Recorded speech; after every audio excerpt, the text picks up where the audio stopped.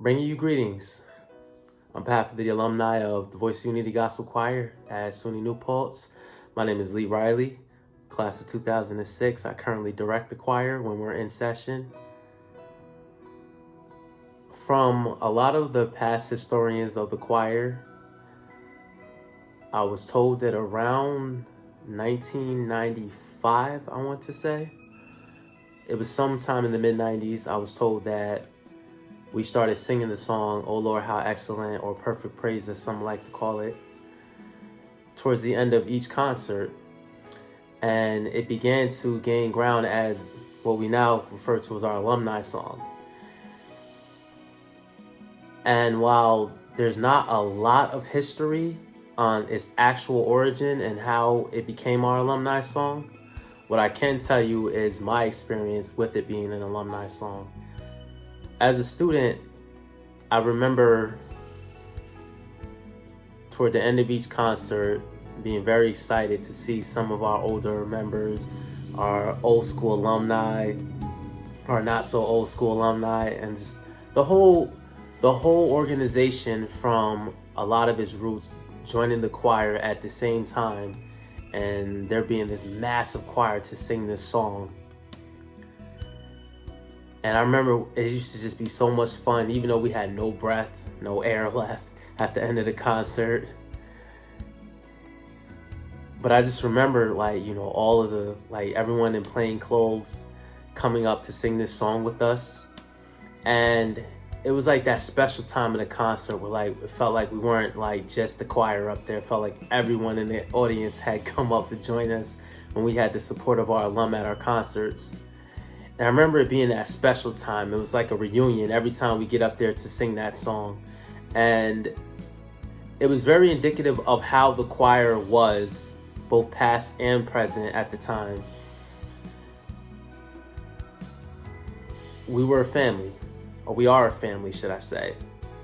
And it's like seeing your family members come back up to sing this one song with you. It's like that time at the cookout when we all come together to sing, or at the Christmas dinner where we all come together and sing.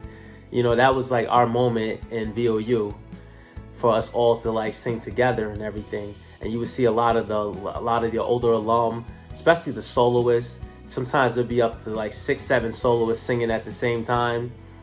And you get to hear all of these voices that you've never heard before. And, you get exposed to a lot of singers you've never seen sing before.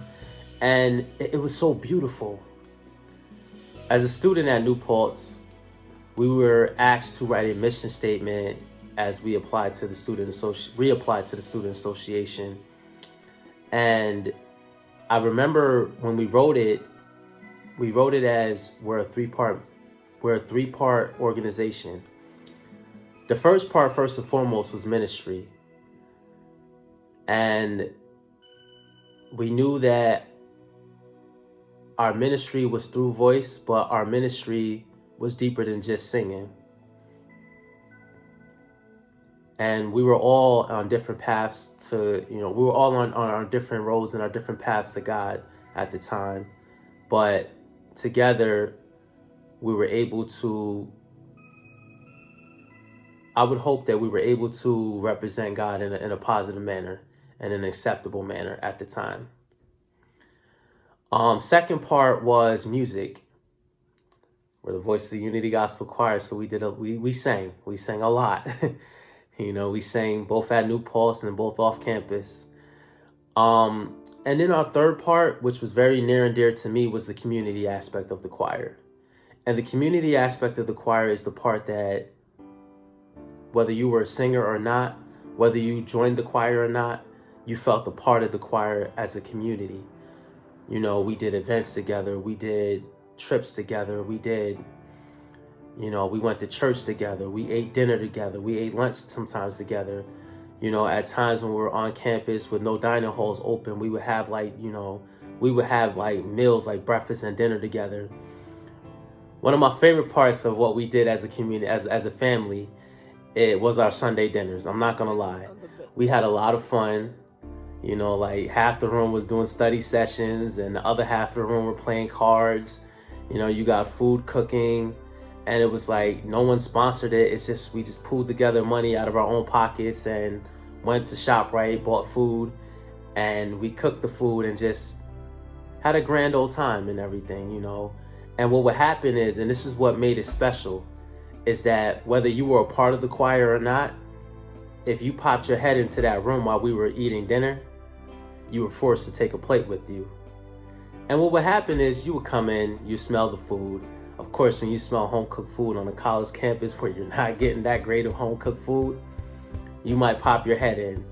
Someone will ask, well, what is this? We'll tell them, well, you know, we just hanging out and everything. We all sing in VOU, but we're just hanging out. They would come in, you know, they'd be forced to sit down and eat a plate with us. You know, you didn't have to force them too hard. But then what would happen is someone would say, yes, we also sing in VOU. We meet on Tuesday nights, you know, in College Hall. They would show up. Next thing you know, they were a part of the choir. Before they knew it, they were part of the family. And, you know, and they would go places with us. They would do things with us. They would spend time with us. You know, you never felt like you were alone when you were in VOU.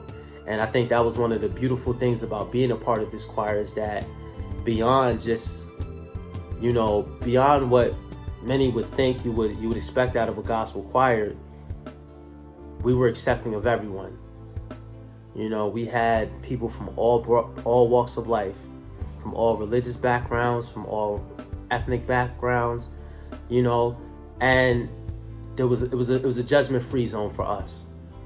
Everything was, you know, everything was based on we pray to God for each and every one of our souls.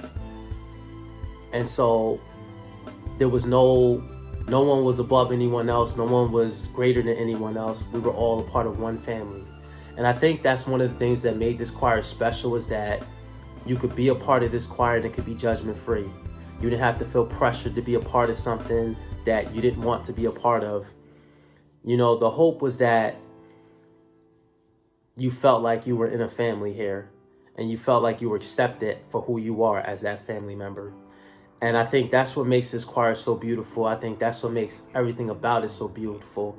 And at times when we can't always link out to each other, like after we've moved on and from New Paltz, it's like knowing that when that concert comes around, there's a possibility that we may see each other, you know, twice a year. It made it special. It made it special as an alum to come back. It made it special as an alum to like help out with the choir. And it made it special even as a student to see everyone. It was like I said, it was like another reunion every time we had a concert. And I think that the culmination of that concert-wise was when we sang, "Oh Lord, How Excellent."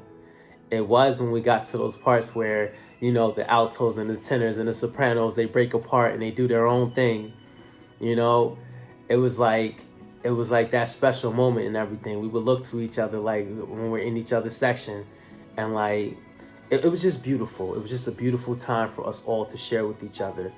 And I would like to say that I'm grateful for the fact that I have brothers and sisters far and wide, you know, of all different age ranges that I can call upon as family when I need to. And I've learned that even after college, the support that we've lended to each other, the support that others have lended to me, I'm fully grateful and fully appreciative of that. I'm just proud to be a part of the long legacy of this choir.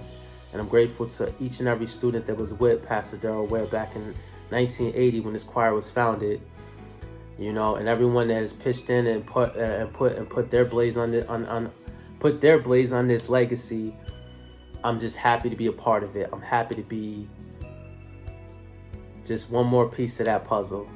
And I pray that this choir lasts long and long and long after we're even gone, that this choir is still here and it is still on this campus and still a presence on this campus.